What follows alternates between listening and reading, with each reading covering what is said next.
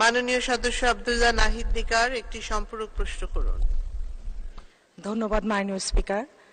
মাননীয় স্পিকার, বাংলাদেশ বিজ্ঞান ও শিল্প গবেষণা পরিষদের রিপোর্ট অনুযায়ী যমুনা ব্রহ্মপুত্র মেঘনা অববাহিকায় নাগেশ্বরী, সুন্দরগঞ্জ, সারিয়াকান্দি ও সিরাজগঞ্জ সদর উপজেলা সমূহের দুর্গম চরাঞ্চলে 13টি স্থান থেকে ভূপৃষ্ঠের 60 ফিট গভীরতার মধ্যে সংগৃহীত বালির নমুনা বিশ্লেষণে আহরণযোগ্য মাত্রার অত্যন্ত মূল্যবান অবস্থান ধাতু, বিরল মূল্যবান ধাতু ও তেজস্ক্রিয় ধাতু যেমন বেরিয়াম, জার্কেনিয়াম, রুডেনিয়াম, ট্যান্টালাম, রুথনাম, ইডনিয়াম, ইউরেনিয়ামের মতো উল্লেখযোগ্য পরিমাণে উপস্থিতি লক্ষ্য করা যায়। মাননীয় স্পিকার, আমার প্রশ্নটি হলো, উপযোগিতা ও অর্থনৈতিক মূল্যমান বিবেচনায় ব্রহ্মপুত্র, যমুনা সহ সম্ভাব্য এলাকাগুলোতে সবিস্তারে জরিপ পরিচালনা এবং মূল্যবান ধাতু এক্সট্রাকশন বা আহরণের বিষয়ে সরকার পদক্ষেপ গ্রহণ করেছেন কিনা তা আপনার মাধ্যমে মাননীয় বিদ্যুৎ, জ্বালানি ও খনিজ সম্পদ প্রতিমন্ত্রী মহোদয়ের কাছে সবিনয়ে জানতে চাই। ধন্যবাদ মাননীয় স্পিকার।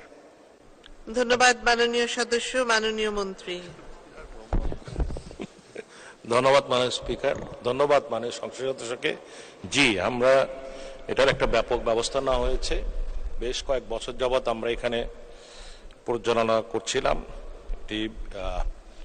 ওখানে আমাদের ফিজিবিলিটি স্টাডি চলছে, বিশেষ করে বালুতে ইউরেনিয়ামের কথা যেটা বলা হলো, ইউরেনিয়াম ফিজিবল না, যে পরিমাণ আছে খুবই সামান্য, এটা ক্ষতিকারক না শারীরিকের জন্য, বাট সেটা আহরণ করাও ফিজিবল হবে না।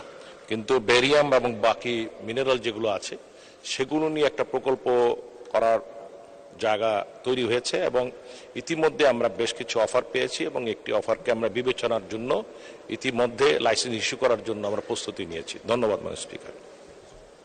ধন্যবাদ মাননীয়